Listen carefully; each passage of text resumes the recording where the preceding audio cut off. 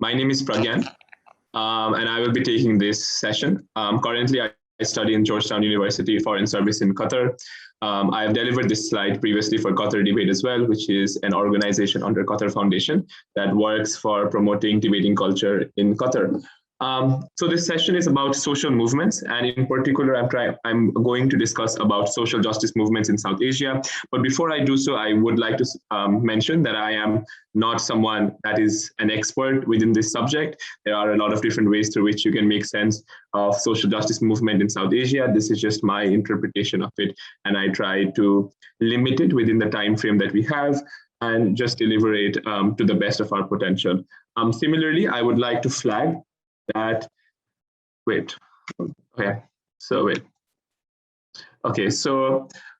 the way this lecture is going to be structured is in the first part of the lecture, we're going to talk about the context of South Asia and social movements in South Asia. So in particular, we're going to look into social justice through the lens of anti-colonial resistance. So here we're going to look at social justice, political social justice movements. In terms of anti-colonial resistance, we're going to look at the Swadeshi movement in India. And we're going to look at its implications till date in framing social movements and the messaging of social movements in the subcontinent. Similarly, we're also going to try to look and make sense of various other socio-political struggles across the South today. So we're trying to go out from India, Pakistan, and Bangladesh to also look at issues in Sri Lanka and in nations such as Nepal. Very briefly, obviously, but we will mention those as examples.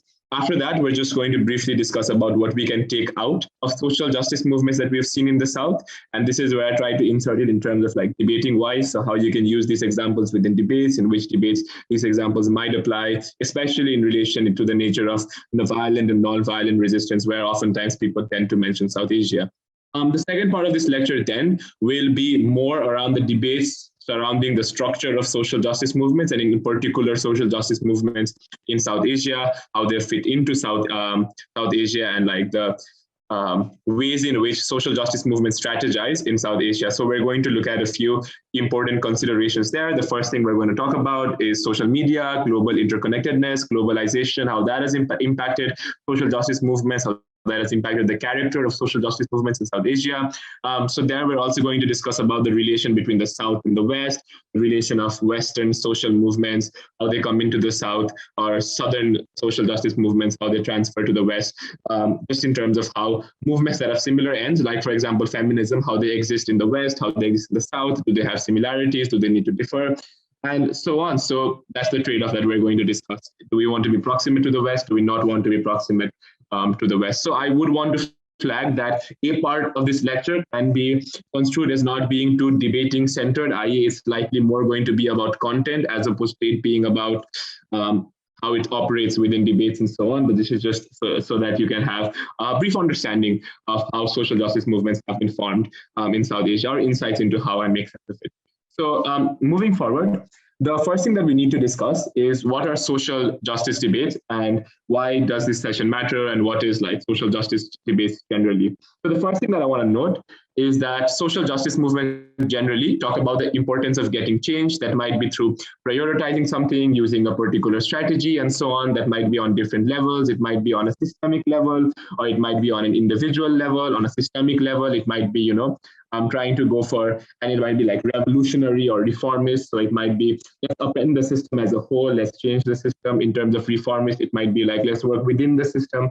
So these are different ways in which social movements function. I'm not going to get too much into it because this is less about social justice movements and more about its implication on the South. But just generally, the type of social justice debates that generally happen discusses trade-offs in strategy of social justice movements, for instance. So whether you want to have a more militaristic approach, or do you not want to have a militaristic approach? So the first motion is an example of that. This also reflects the rise of militant feminist movements and organizations in developing countries. Similarly, another type of social justice movements, generally they discuss trade-offs in strategy. So which strategy would be more preferable for social justice movements to take? So another example of that can be the second example, which is Biswas believes feminists in India should attempt to infiltrate and reform arranged marriage industry as opposed to fight for its abolishment. So this was the example that I just talked about earlier as well, in terms of like the reformist and the revolutionary character of social justice debate. On which end do you want to go? Do you want to take the more liberal path of saying changes possible within the institution and trying to reform it in a way that is more in line with the vision of the social justice movement, or do you think it is just incompatible? Do you think there is something inherent to it that needs to be changed? These are strategies and trade-offs that social justice debates generally focus around. And the most important thing that I would want you to take away from this is going straight into the comparison that the social justice debate is requiring you to make. I think in a lot of instances that can be preferable, and that can be something that can be helpful for you as well. So the important takeaway here is that there is different types of social justice motions. Being able to understand what is required for you to exactly compare from your side is probably the most important thing that you need to do at the first part of your prep time. And insofar as you're able to identify the key comparison of the debate, you're able to cut through a lot of things that teams are generally likely to have consensus around. That is not to say that urgency is not important, i.e. yes, sure, defining the problem is presumably important and an important part of increasing the persuasiveness of your argument by saying because it is urgent, the change is necessary. But in a lot of instances, the most important aspect of where the debate is predicated is the key comparison, and that is where you want to directly cut into. So why does this session on the South matter then? I think the first reason is just because it's important to be, okay, I delivered this session in public, so that's why I said be articulate about circumstances beyond what you conventionally have access to. I think that also applies to us in that we might not have access to information about how social justice movements have happened in the past, particularly because I think in a lot of instances we tend to think of problems of today as problems of today, as opposed to problems that are on a historic arc or an arc of time. And it's better to get the long view of how history has changed and how time, throughout time, developments have meant that we have problems today that we're trying to address from strategies that we make today, but strategies that are obviously informed by the past and have been informed by the past. So being aware of that does elevate your consciousness in a way that you're better able to make sense of it. So yeah, and the second reason is probably also because you have a lot of motions about social justice movements in South Asia. I think given the demographic of people that I was able to glance at who were in this session are from South Asia, and presuming that you have encountered these motions in the past as well, these are examples that are more proximate to you, so you are probably better equipped to articulate these examples insofar as you're aware of it. So with that out of the way, let's go directly into South Asia. What is South Asia, and what characterizes South Asia in particular? So countries, I think we're familiar with that: India, Pakistan, Bangladesh, Sri Lanka, and Nepal, home to over 1.8 billion people. There are key particular features of South Asia, and there are a few things that I would think is important in discussing. I think the first thing is there are dense urban cities within a lot of these South Asian countries. So you have Mumbai in India, you have Karachi in Pakistan, Dhaka in Bangladesh, you have Kathmandu in Nepal, and then you also have vast rural farmlands. So I think this is a characteristic feature of a lot of South Asian states, probably developing states more generally, but this is something that we are familiar to and something that is a part of our experience. So what characterizes South Asia? And there are four things that I've mentioned here. This is obviously a non-exhaustive list, but I would not think that this will go on and on. I think there is a limit to it, but I think these four things are important to frame the discussion that we're later going to have. So the first thing is there is urbanization and demographic changes due to economic modernization emerging from first generation students and a rising urban middle class. You have families where the parents or the grandparents are presumably not educated or have not had access to formal education, probably due to the colonial legacy, probably due to poverty and circumstances that they did not have control to. But currently you have a demographic shift where you have more generally access to higher education and education on the undergraduate level or on a vocational level, where you have a first generation of students coming out and a rising urban middle class, especially within the urban cities that I just described. The second thing that characterizes South Asia is poverty and economic precariousness to economic boom. And I would not say that we are just poor, small nations.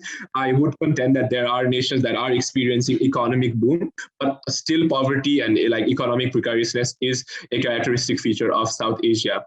The third thing that is, and I think that is the most relevant for the discussion that we're later going to have, is that there are a lot of separatist movements, and there is a lot of ethnic and linguistic diversity within the states that we're talking about. This is partly because of the colonial legacy as well. And this is partly because of the range of different ethnicities that resides within the state. So ethnic diversity is very high in Nepal as well. Similarly, ethnic diversity is high in India.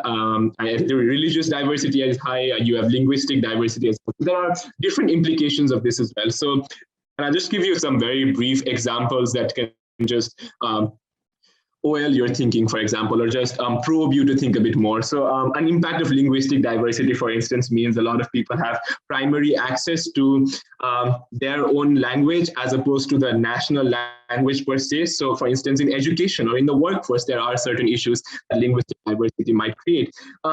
Similarly, one thing to recognize about ethnic diversity and religious diversity in particular is the separatist nature of this diversity, i.e. oftentimes this is a categorization that imposes a feeling of what we could call sub-state nationalism, or just generally, the one to see yourself as different from the other people, even if you're residing within the same nation or the same national cultural identity, particularly because you hold that identity close to you, your ethnic identity close to you, and also because your ethnic and religious identity have been enforced through time. So enforcing the categorization of Muslim versus Hindu, and so on, or enforcing the categorization of Brahmin and Dalit when in the circumstances of the past and in present as well, in terms of how the state was formed, in terms of how the state has operated. The final thing that I would want to note about South Asia is that there is a long history of people organizing for social justice, again, partly because of the colonial resistance and the colonial legacy, where you had to obviously resist and rise up to get liberation, but also obviously because of some circumstances that I've described in terms of separate movement, property, religion, and so on. So given all of this, let's try to move a bit further in terms, and this might be a pivot from just understanding South Asia generally to a bit of a more historical context. I will try to not spend a lot of time on it, but this is just generally intended to give you a sense of what this means. I have a bibliography at the end for anyone that's interested. So there are links that are available to you that you could access and read more. So background and the roots to activism. So obviously we're going to start from what I think is the most quintessential, which is the struggle for colonial independence against the British Raj that engulfed colonial India, which is Pakistan, India, and Bangladesh. So what's important to note here is the British exploit of the subcontinent and how the colonial character shifted from East India Company's economic extraction to the British civilizing mission. So initially you had the more economic approach of imperialism, where the British East India Company tried to, or their primary focus was intended to be on the economic realm in terms of, let's say, taking a lot of raw resources from India, shipping it back to Britain, establishing India as a place where you can bring in British exports, where you can earn money from, and so on. Later, this transition from just generally the economic mission to a more political character, where they developed what you can call like the British civilizing mission, or what they used to justify as saying what they used to justify their overt hegemonic control, i.e. We are here to civilize you and we are here to teach you our way of life, which according to them was better. And this was, and under the guise of this civilizing mission is where, one, the economic character that I just defined probably got a lot more extenuated, because now it was not just using India to fund using the subcontinent. When I say India, I intend to mean the subcontinent, using the subcontinent to fund your industrial exploit, and using it as a consumer base for your exports, but also thereafter being able to be more politically involved within the state, being more able to, deindustrialize India or take vital decisions in a way that you can benefit Britain as a whole. So what did the British do? And I think there is a very nice speech by, I forgot the name, but this guy has a book as well, in Shashi Tharoor, and I suggest that you guys read that in terms of explaining the nature of British colonialism and the manner in which British colonialism actually harmed the entire subcontinent, and how the region went from being better in terms of GDP and better in terms of production and having a better projected growth rate to being more poorer and more destitute and riven with like ethnic and religious divides. So what did they do? They did plunder. They manipulated census in a way that they imposed certain religious categorizations, and this allowed them to, encourage more divisiveness across ethnic lines as well. And this allowed them to extend the control of the crown jewel and the control over the crown jewel, which is the subcontinent. So there are a few things that are important in terms of history. I think the first is the 1857 revolt, the Sepoy mutiny, or the first war of independence. So I'll just give a brief history. What happened there was the British sent in, they used, like all colonial subjects, they used these colonial subjects of the subcontinent to funnel their colonial exploits in other parts of Asia, use them as military men on the front line and so on. At that point, when they were training them, they gave them guns, and guns were lathered with pork and cow fat, which for majority of Hindus and for Muslims, these were things that they were really religiously inclined to not accept, and that to an extent instigated the Sepoy mutiny. But obviously there is a history to it in terms of growing dissatisfaction to the inhumanity and also the manner in which the British treated these soldiers they used as colonial subjects to extend their other imperial projects across Asia. The other thing that's probably important is the 1900 Indian self-rule movement, and this is where the co-option of the Gandhian non-violence by the Indian National Congress took place. So if you go more into history, previously Indian National Congress was divided into moderates and radicals, and there was differentiation on whether or not you want to use the Gandhian method of non-violence as well. And this is where that instance took place, and this is what allowed for self-rule movement to get greater traction and get greater movement. And this is what we define as, we later understood as the Salt March and so on. I'm unsure if I have a slide on it. I'll try to see and check if there is one. The caveat here, obviously, and I just mentioned that earlier, is not to suggest that the resistance was monolith, i.e. it was not all non-violent. There was nationalists, there were calls for violence, and like oftentimes, I hope you've heard debaters say the reason Martin Luther King was successful was because there was a fear of violence from Malcolm X, and that's why they caved into non-violence. There were similar instances here as well in terms of nationalists and their call for violence within India. Ripple effects of Gandhian non-violence can be seen in Martin Luther King's non-violent movement. You had Khan Ghaffar Khan in Pashtun-dominated NWFD, where you had similar, in Pakistan, where you had similar,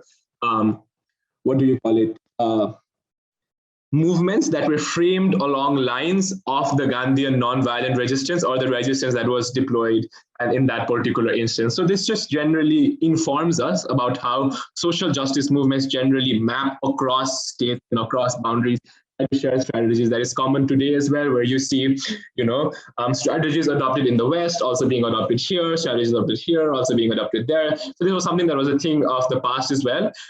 We tend to think of it in a more in terms of space, and less in terms of time. The thinking in terms of time is presumably also important to understand the implications of the legacy of this form of social resistance and how that has panned out for South Asia, and critically assessing whether or not that has been positive or negative.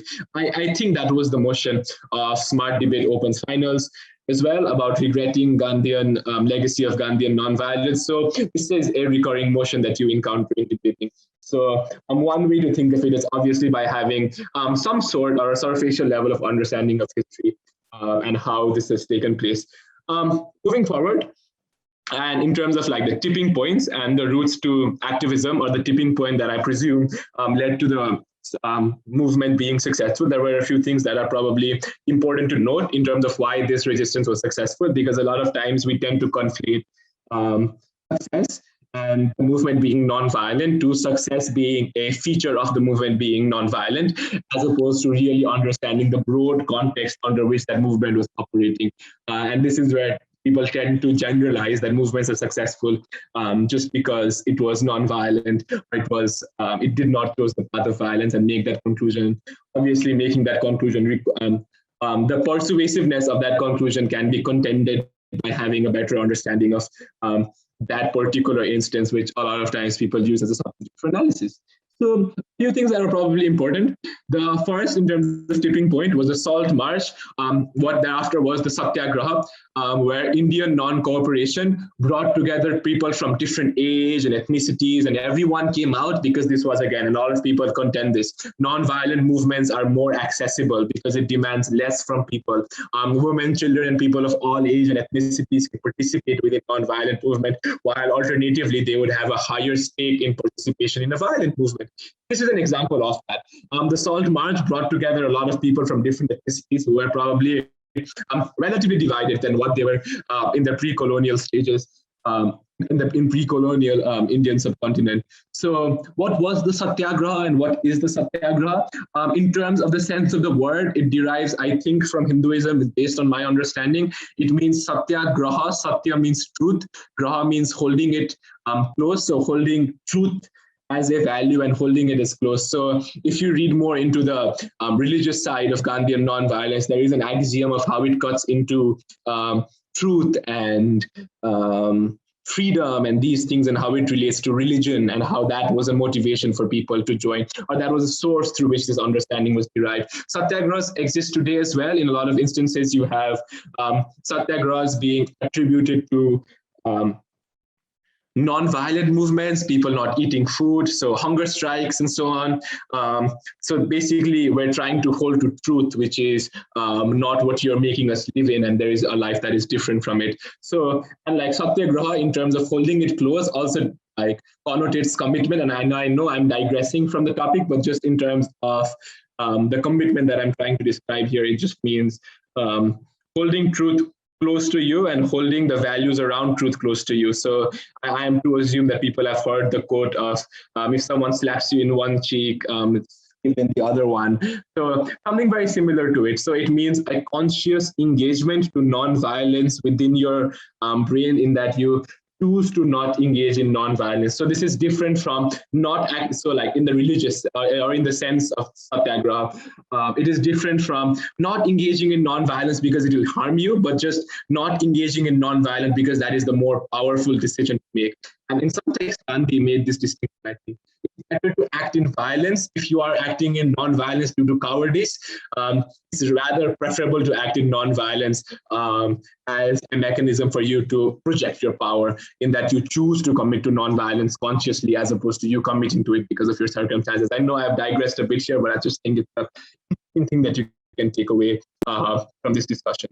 The second thing that was also the tipping point is obviously the return of 2.5 million soldiers from World War II who fought for Allied sovereignty, but they returned to colonialism. And that was the hypocrisy of Europe, where throughout the start of the 20th century, they tended to hold sovereignty and nationalism as important in terms of defining their state boundaries and in terms of determining who should get a state and who should not. And eventually, it was only after the Indian subcontinent and other colonies also accepted their definition of sovereignty and tried to go on and vouch for their sovereignty that they had to succumb, given that they were very weak after the World War as well. This was what happened. So a lot of soldiers came back, they got disillusioned by the circumstances that they were forced to live in when they were compelled to battle for the sovereignty of others while they were not sovereign themselves. The third thing that was also quite effective in terms of the tipping point for the success of the Indian non-violent movement was the Quit India movement. The Quit India movement is oftentimes understood as being a non-violent faction of the movement as well. The Quit India movement, a part of the Quit India movement was obviously the boycott of British goods. So oftentimes Gandhi is painted with this, what do you call it, a drape that he wears around of cotton or something. That was the character, so rejecting British goods. The Salt March was also the same, right? This is our salt. You don't have to make it and sell it to us. We can go and have ownership of it ourselves. So a part of that was what the Quit India movement of the 1900s demonstrated as well, which weakened what British was getting out from their colonial exploits. And finally, the scramble out of India was also obviously motivated, was also what obviously one was motivated by the tensions that were going on, but the scramble in terms of how the British left India was also part of the reason why a lot of the divisiveness persisted, because the manner in which the borders were demarcated, manner in which time was allotted for people to move from one side of the border to another, and the mass bloodshed that was then witnessed by a continent in the partition of Pakistan and thereafter in the partition of Bengal was something that obviously was a function of the way in which the British chose to opt out of their Indian colonial exploit after residing and taking control and extracting a lot of resources by not giving back even an inch of what they had taken back. So that was the human devastation of the partition and how borders were redrawn. So just generally, there are a few things that you can take away here. The latter part of it was just how the consequences of the divisiveness and the consequences of the partition, which I obviously did not intend to go into today because that's, I presume, less important, but the top half is something that you can generally use in terms of the argumentation, especially in instances where debaters tend to conflate, people tend to conflate non-violence as the reason as to why these movements were successful. Obviously, there are other reasons, other contextual attributes that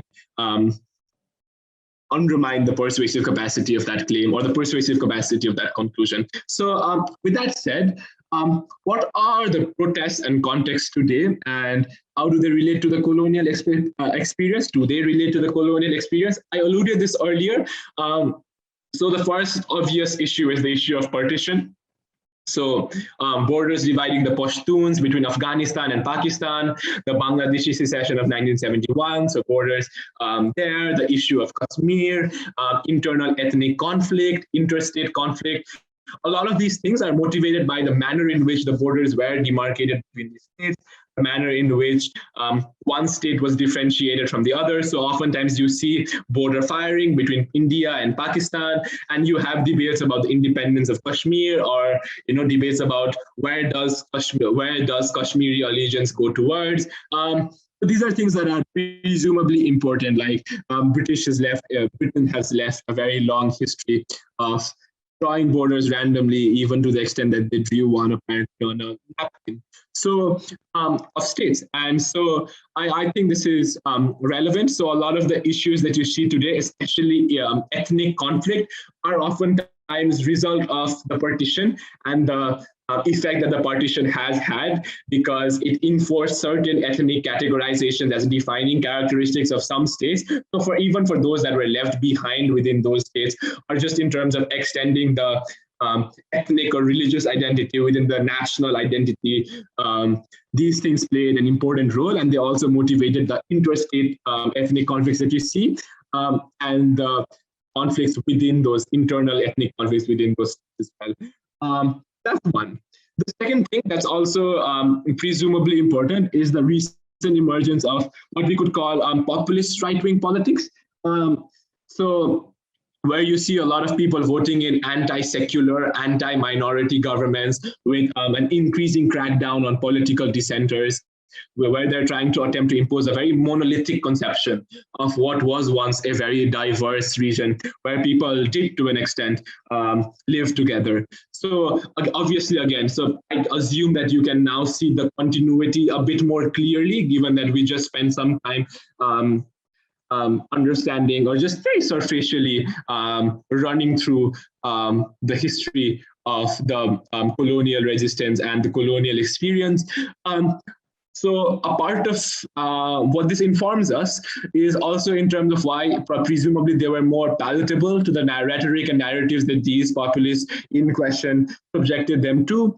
But similarly, this also is important for us to understand a lot of political social movements that we see within these states today, in terms of trying to vouch for their freedom, or in terms of trying to vouch for their rights, or a lot of the developments that you have seen caused within these states by political parties and by like the new recent citizenship bill in India, for instance, how certain subset of people within states have been denied of civil and fundamental liberty, which we can consider as the anti-colonial, anti-imperialist, anti-colonial, anti-imperialist, anti-colonial, anti-imperialist, anti-imperialist, anti-imperialist, anti-imperialist, anti-imperialist, anti-imperialist, anti-imperialist, anti-imperialist, anti-imperialist, anti-imperialist, anti-imperialist, anti-imperialist, anti-imperialist, anti-imperialist, anti-imperialist, which we can consider as this being politics of anti-democratic values.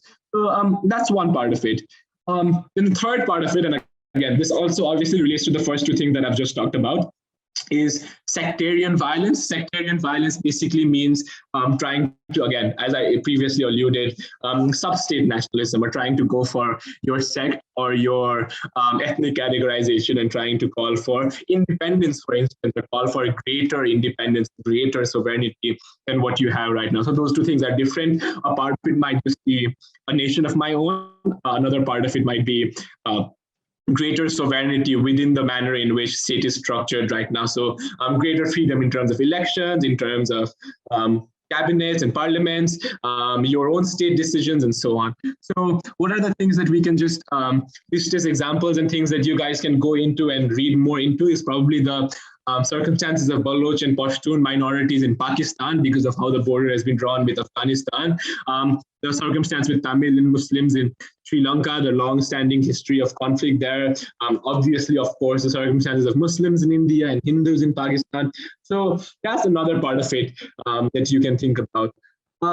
Given that, the fourth thing that I just want to mention here, and I think this is particularly important, this is something obviously that we are aware of, but something that needs to be reiterated, I guess, I presume, in a lot of debates about South Asia, is that it is important to not mistake that it is not that we are not democracies. Obviously, we are democracies. It is just that there is a trend towards state consolidation of power, which the civil society is attempting to push back on by expressing various other social movements against the state, against the way in which rhetoric are constructed by the political elite or the elite within these societies. So that's one thing that's just important to note. Obviously, this is something that we are privy to, but something that not everyone is privy to and tend to conflict to. So this is just in terms of the context today and protest today and how it dates back to the colonial experience. So what are the movements of today, and what are the examples of movements today, and what can we take away from it? So I've cited three examples here, I am to presume. The first is the Arat March in Pakistan, which was sparked by the Me Too movement. So if you want to read about how the West converges with the East in terms of social justice movement, or how movements started there, impacted here, I think the Arat March is an important social movement to start from. Also in terms of explaining how the movement has cut across the range of different grassroots organizations and range of different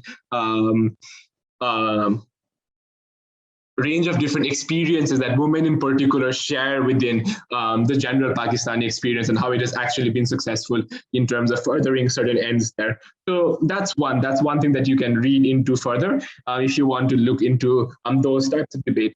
The second thing that's probably also important as an example of movements of today is in India and the anti-CAA protests. So the Citizenship Amendment Act that I just previously indicated or mentioned, where you have a coming together of non-Muslim communities as well in order to reimpose what once was their secular understanding of India against a state that is increasingly hostile against minority Muslim population. So it's a movement led by students. So that's, again, another dimension of it, where you can talk about how movements led by students, in particular first generation students, can be popped up, especially within developing countries, as a strategy. So starting from universities and schools, for example, can be a good way to cut into various racial, ethnic divisions as well, especially given you have a lot of different ways in which diversity is attempted to be preserved within these institutions. So that's one way you can make sense of it. And the secular part of it, or the something that I just ran across from the slide, basically means people from different non-Muslim communities also coming together to reinforce what they once thought was secular India, which is now being infringed upon by actions taken by certain states and certain governments that are in power. So people attempting to push back and say, this is not our state and this is not what we conceive to be secular India in terms of the demarcation between the religion and the state. The third thing that is, again, an example that you can start from, and I think this is more in terms of ethnic and sectarian divide, is the Tamil and Muslim protest in the context of Sri Lanka and Sri Lanka's ruling government's attempt at imposing a monolithic Buddhist conception of the state. So it is fueled by a lack of reconciliation to minorities post-Civil War. So that's something that you want to look into if you're wanting to debate debates about post-Civil War, so post-Civil War justice, post-war justice, transitional justice, and so on. That's one thing that you can look into, reparations for civil war and civil conflict in particular. So this is just generally, again, context that you can go into and examples that you can start off from. A lot of time there is a lot of information online, and it is difficult to know where we can start, and it's difficult to get to a point where you have some understanding of at least something. So I hope these examples help you as instances that you can go into and look into as examples and try to thereafter build on it and read beyond it and get an understanding that I presume will be a lot more richer than what I could say I have right now. So that's movements of today. So let's move further. And before moving into part two, I would just like to very quickly summarize part one and the takeaways that you can, and I think are things that you can think about from this part. So the first thing that you should take away from this is making sense of the general colonial experience in affecting the landscape of political struggles in the South and why that's relevant, and how you can connect instances of the past to instances today and how things have mapped from then to today. The second thing that's also important to note is just understanding the context in which these nations operate, and in particular, the historical context in determining relations between ethnicities and relations between religious communities and the people to the politics and so on. So the third thing is obviously, and I indicated this earlier, how you could use South as a standard for social justice. What I mean by this is just generally using more examples of the South and not just the United States when we're debating social justice movement debate. Then a few questions that you could think about, and I would like to probe your thought into is why might have there been emergence of right-wing governments or just populist governments, and populism as an ideology as opposed to populism as a political tactic. So just why are a lot of politicians opting into, or a lot of political parties opting into these kinds of ideological devices in order to get their political message across? Why are these messages being received? And what is the context here, and how is it different from what we're seeing in what we can say the West and Europe as well in terms of the rise in right-wing populism? And the final thing that you probably should think about is whether or not violent revolutions are justified, and whether or not violent revolutions are indeed preferable to non-violent resistance, and whether non-violent resistance can actually succeed in all instances or is a likely or favorable option, or whether or not it obviously in the real world goes hand in hand. Debating is a game of trade-offs. So is it a worthy trade-off to make, especially in circumstances today, comparing it to circumstances in the past, why it might have succeeded and why it might not succeed. So these comparisons are probably also important for you in clearing out debates and just trying to differentiate your side and the matter that your side is bringing from other side, and explaining why the things that you are talking about is probably more relevant to the circumstances we see today, and bridging the gap between the debate world and the real world so that you can get the most out of the learning experience that debating can provide you. That's part one. I know that this might have been as something like a history lecture. So I apologize for that, but just for that, I just hope that the context is beneficial. I would like to note that I have not had a chance to look at the chat because I just don't know how to navigate. So I'll just look at it right now. Wait. So yeah, interstate conflicts are conflicts between countries, yes, and not conflicts within a country. I think I just realized something. Am I sharing my screen or not? Oh wow, I'm not sharing. You're just giving a lecture. You're not. Oh, okay, no problem, no problem. Anyways, so, and I mean, anyone could have unmuted themselves and told me that, but anyways, so I think that helps in terms of posting it online. Anyways, so I'll just very quickly run through the slides then, if that can be of help. Wait, how do I go through this? and like it's just words, so it's not pictures, so you're not missing out on a lot. So this is what we just covered in terms of content and social movements. So we looked at part one, why does the context matter? What is the context? And we looked at the history of social justice movements in the South. So the first thing we looked at what are social justice debates? What is the importance of getting change and why social justice movements are important? So we looked at prioritizing something using a particular, like just looking at questions that social justice movements generally look into. The key takeaway here is to always cut through the chase and go to the key comparison that the motion is asking you to compare. Then we looked at why this session is important. Obviously, something that this is something we can relate to, given that this is a proximate experience for us. What you need to take away is being able to articulate that experience in a way that is beneficial to you. So that's that. Then we loosely define South Asia. We define characteristics of South Asia. 4 characteristics in particular that are relevant. One thing about how there are urban cities and rural farmlands. So that's the second thing that we looked into. After, we discussed about the background and we looked at the roots of activism. So we started from the struggle for colonial independence. And one thing that I missed and one thing that I think is very important for us to recognize, and there are a few things here. The first is that pre-colonial subcontinent was probably not a subcontinent, you should not consider pre-colonial subcontinent to be ideal and a subcontinent that was free from oppression. I think that's as similar of oppressive rhetoric as is colonialism itself, or the rhetoric that these people are not civilized and we need to civilize them, because that just doesn't grant us the liberty of having a history that is riven with ethnic and religious and social conflict, as is Europe, as is any other state. So colonialism is not to suggest that pre-colonialism, everything was good and everything was great. There is obviously a long history to that we've not covered here. So that is one thing that is just important to recognize.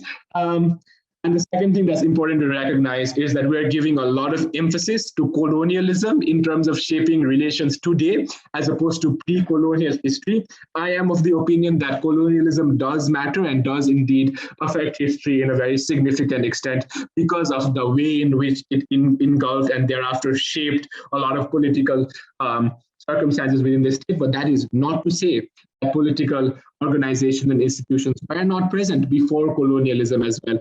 Actually, if you read into it a bit more, British actually used the apparatus that was previously present within the Indian subcontinent. I used the political organization of Mansamdars and Zagirs, which were previously present within the subcontinent, in order to extend their colonial resistance as well. They even, copied the bureaucratic system of India and used that as a system in British, or at least there is a literature that suggests the same. So that's another thing to recognize, just generally in terms of the continuity. So yes, there is an emphasis on colonialism as shaping relations today, and shaping social movements and things for social justice today, but that is obviously not the only aspect of it. There is also a pre-colonial legacy that we've not got into. But if you do indeed wish to go into, is something that you would like to read into if you are free and if you want. So we looked at this. We looked at what the British did, why the British, and where the ripples of activism first started, and where everything first started getting shape. We just ran through it, obviously, but these are just some important dates that I covered in what was obviously a lecture. So then we looked at tipping points, the roots to activism. The most important takeaway here, and something that I tried to emphasize, was just because the movement was successful, the movement was non-violent, that does not mean the movement was successful because it was non-violent. There is also a broader context to it that you need to consider, and that will affect the persuasiveness of this particular conclusion. And having that contextual understanding can generally be beneficial, given that a lot of time people pivot to India when they want to refer to examples of non-violent social movements. So this was a slide that we covered in terms of what affected the tipping point and the roots to activism. So that's the other side of it. Then what we looked into was protests and the context today, and how colonialism relates to protests today in particular. So we looked at a few key issues. We looked at the issue of partition, how it causes interstate conflict between states, and internal conflicts within states, how the imposition of those categorizations and how the enforcement of those categorizations or the using of those categorizations to define the states, to define political parties, of course, obvious conflicts between the states, but also conflicts for minorities residing within these states who have obviously been affected by the arbitrary drawing of borders that we could we could just define. So the Baloch and Pashtun minorities in Pakistan, for example, or the Muslims in India, these are key examples that you would want to use. And then the key takeaway that's more relevant for other people than us, because we do live in democracies and we do participate in democratic institutions and systems and checks and balances. So just not to conflate that rise to the deedening of democracy altogether. That's where social justice comes in, and that's where civil society tend to push back on a lot of these authoritarian states and regimes. The second thing that we then looked into was movements of today, and I give you 3 examples that you can look into. I think I just said it, so it was probably difficult to note. If you want to, the slide is up right now. You had the Arat March in Pakistan, sparked by the Me Too movement, and how it operates. That is probably one thing that you can look into. Then you had then I talked about the India and anti-CAA protest, where in particular we wanted to discuss how it was a movement led by students and how it was a movement that attempted to reinforce their previous understanding of secular India and how that is being treaded on by developments in the state today. Then we'll also briefly touched on the circumstance of Tamil and Muslim protest in the context of Sri Lanka, and we tried to look into how this was fueled by a lack of reconciliation to minorities post-Civil War, and just we try to emphasize how this is probably an example that can be relevant when you're talking about transitionary justice, reparative justice in the transitionary context from when you're going out from Civil War. So these are movements of today. These are examples that you can look into in terms of using the South as a standard and so on. So these were the key takeaways that I just very quickly ran from. So the questions that I would want to leave you with, and the questions that I've left you with, was what might be the reason for the rise of right-wing governments, and are violent revolutions justified? And the key takeaway here again is maneuvering that context and the understanding of context. Again, I'm not saying just state a context and assume that it's true. Obviously, the context is also up for contention because there is a lot of scholarly contention and there is no unifying conception of what this history is. But just attempting to emphasize it and attempting to emphasize that contextual parameters are different will indeed make your argument more effective, especially in terms of bridging the gap between the debate world and the real world. So I know I've been a bit repetitive. Now I apologize. I am not very well versed with Zoom and screen sharing. Anyways, so this is part 1. Now we're going to go into part 2, and I will mention that part 2 is going to be a bit shorter than part 1, also considering that we had to cover a dearth of content in part 1, when part 2 is a bit more critical thinking oriented, just trying to probe your thought a bit in terms of understanding the comparisons and the trade-offs that might be relevant. So what kind of debates are we talking about, and what are the other types of debate that are not just about politics and post-colonialism and so on? So these kinds of debates concerns themselves with the structure of social justice movements. So there are a few types of debates here, right? Should you co-opt religious support and work hand in hand with more liberal interpretations, etc., or work opposition to it? That's one. The reason why that debate is relevant is because religion is presumably something that people in this part of the world hold more, ascribe more value to and hold more close to them, because that is something that's important to them. So there is a rising debate about whether or not progressives should try to provide readaptation of religious teachings, or should they actively encourage and include religious scriptures and texts in their social justice messaging? That is one part of the debate that we're talking about. A few things to think there is, one, obviously, whether or not these interpretations are available. That's one. And like the way through which you can look into it is how religions have been organized, how they've been controlled, and whether or not these are adaptations and understanding that you can have access to. That's probably one. The second is, what after that access? Will you be able to maneuver that access in a way that will be preferable for your movement or not preferable for your movement? Is it going to be received well? Who is going to receive it? So obviously all of the strategies that you, if you have followed digital matter files, are probably informed about. So maybe you could decompose it a bit. So which is the type of stakeholders that have whole religion close to them that are more likely to be sympathetic to the adaptation that you're providing, whether or not it's going to help or hurt the social justice movement. That's one part of debates that we're talking about, or that is applicant to the context of where our predominant discussion was held. The second thing that's important is the type of debate is distancing or imitating Western movements or the language of Western movements. So do you want to be Black Lives Matter, Dalit Lives Matter? What's the trade-off there? Do you want to use that language? Do you want to use their medium? And so on.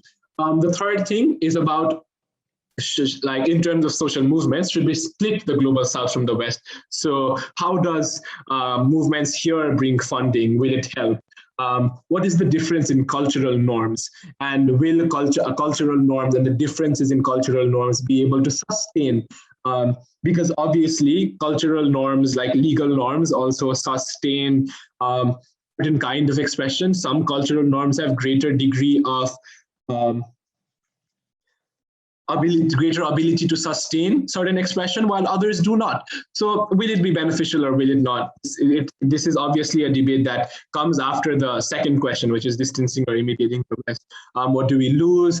How does the messaging change? How does the messaging change of people on the forefront of the movement? The things that you see on the banners, the things that you see on the hashtag, how does that change? Will it be something that we will gain, or will it be something that we will lose, especially given the context that the states operate in and the region operates in, and so on. So that's part two about the kind of debates that we're talking about. And we're going to go into a few of them, and we're trying to engage in an activity to understand these types of debate in particular. So this is an example of Dalit Lives Matter movement and the poster that we see for Dalit Lives Matter movement.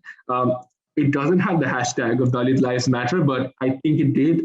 This is a wall art. Again, there is another dimension of it, right? So should minorities prefer doing wall art and using these kinds of expression for social justice movement or not, given that this is something that the states are likely to bring down? So that's one part of it. Again, I'm digressing.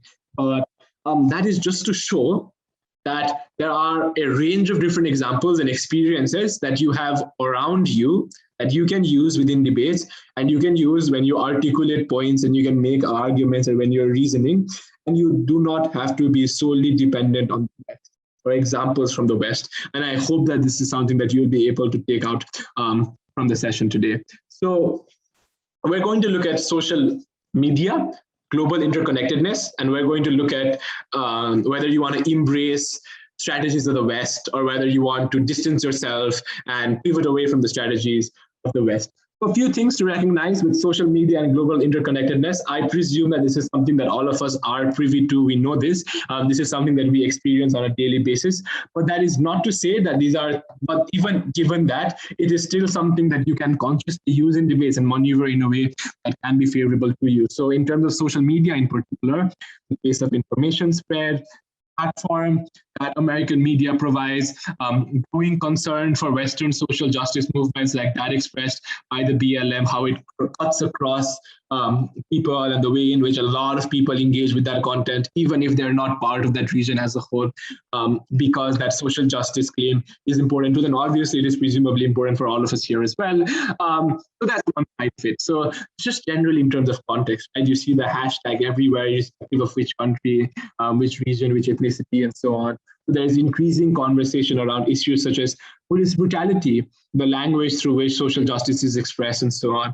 So given this context, let's just very quickly discuss the pivot away and turn towards and embrace Western strategies part of the debate. So for the pivot away part of it, there are a few things to note. First is, in terms of you should pivot away from these movements and you should not embrace these movements, a few arguments that you could run are,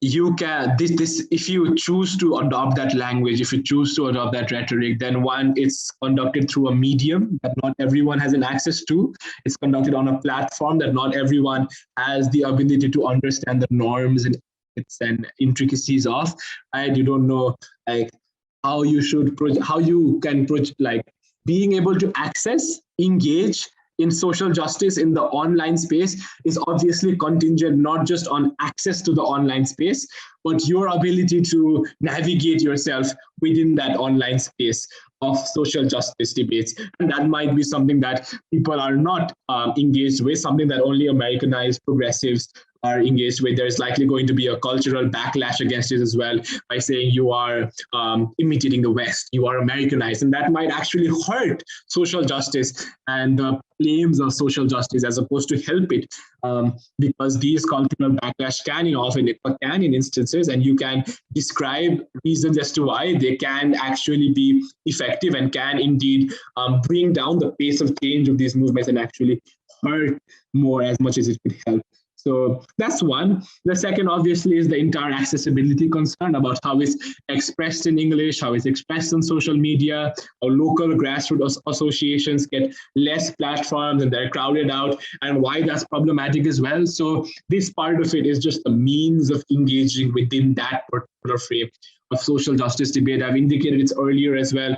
Platform mostly goes to American media.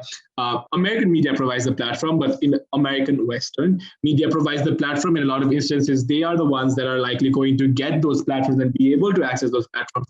So in a lot of instances, for people in the grassroots, they are people that have a more proximate concern, or is the claims of the movement is a more proximate concern too. They might have a difficulty in being able to access and thereafter use that platform in a way that could be reasonably meaningful. And the third thing, and I think this is important, is oftentimes get lost, and I just tried to indicate this and allude this earlier as well. So there is increasing conversations around issues such as police brutality, language of social justice, the way in which it is expressed, and so on. But with that, a lot of the issues are also likely going to be framed out insofar as you're engaging in issues that are defined and are necessary in the West. These might not be issues that are relevant here. So for instance, consideration of the housemaid, for example, is something that is probably very important for us in terms of how it is proximate to us, how we have housemaids that are helping us within our homes in South Asia, but they're not part of broader feminist discourse in a lot of instances, why they might need to be important. And you can also talk about how there is an issue of race in the Western social justice movements, and here there is an issue of ethnicity, and how there tends to be a conflation of race and ethnicity, and why that potentially could be harmful as well. And then you can just talk about why conflating the two could be harmful. So that's just a few arguments that you could probably run there in terms of pivot away and things you can think about. In terms of turning towards and in terms of embracing Western social justice and the language of Western social justice, one part of it is obviously enabling the disconnected urban middle class and the youth. And I've defined this earlier in terms of the demographic shift that we're seeing. We talked about students and their roles in social justice movement, but probably engaging them is important. So there probably can be an argument about how being more proximate to Western social justice debates probably helps engaging them more, especially in terms of identifying the cognitive dissonance. So I alluded to this earlier. So in terms of saying #BLM, and then there being a cognitive dissonance between saying that and then the circumstances in your around you, it is better able to locate that dissonance and be able to channel people towards change because this dissonance exists. So speaking about American injustice enables those speaking for justice in the South to go ahead and say justice in the South matters as much as justice in America, and then using that cognitive dissonance. So just bridging that gap and trying to get discourses and narratives there so that people are also connected to that side of the table. Secondly, there's also obviously an argument to be made about the common language of oppression, how there is a commonality of oppression. And there are a few things that I suggested earlier as well when I went through my lecture about how you can imitate movements, how you can have strategies that can be shared across movements. You can create a global support network that can be reliant for funding. You can replicate social justice mechanisms. These are obviously arguments that you can make in the debate. The effectiveness of the argument and the likelihood of success of this argument is something that you have to analyze in terms of the context in which the debate is set by the CA team, where you'll be debating, or the practice debate, wherever you're going to be debating this. And then you're likely going to be able to connect these impacts to reasonings that make it more persuasive or make it something that a judge would want to credit. So this is just generally running through a type of the debate that I believe is quite common, especially in this side of the world. So these are just takeaways for part 2. So there is increasing interaction between social justice between the South and the West, facilitated maybe through socialization, facilitated through globalization, through social media. Is this facilitation and is this interconnectedness beneficial for us, or whether it can be beneficial? And this is where you want to focus a lot of your reasoning on. It is likely going to be beneficial. So these are things that you can think about here. And the second thing that you can think about is, what should you prioritize and which form of prioritization is better?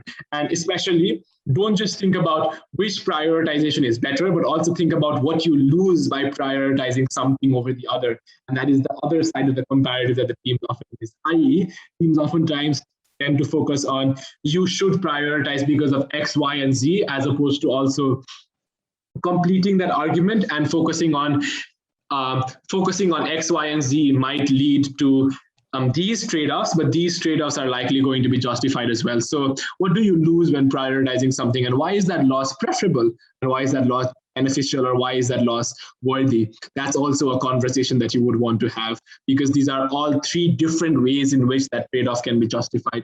The first way is by saying that the trade-off is beneficial. The second way is by saying that the trade-off is worth it. So these are 2 ways in which you can justify that trade-off. Discussing that in terms of prioritization is also probably going to be beneficial in these debates. So this is just a breakdown of the lecture overall. I hope the context at the start can help you better understand the stuff that we discussed towards the end. I'm actually unaware about how long this session is intended to go. If you have any questions, I am free to answer them right now. I will stop screen sharing now. I apologize for not sharing my screen earlier. I thought my screen was shared because I had the Zoom thing on the side. I realized I just minimized it. Anyways, if you have any questions, please feel free to address it to me now. If not, I would like to thank Sirish. I'd like to thank Smart Club for organizing this wonderful initiative, which I hope will continue to exist with full steam ahead, and I believe has helped the global debating circuit as a whole, and also Nepal in particular. So if any questions, please feel free to address it to me right now. You can unmute yourselves.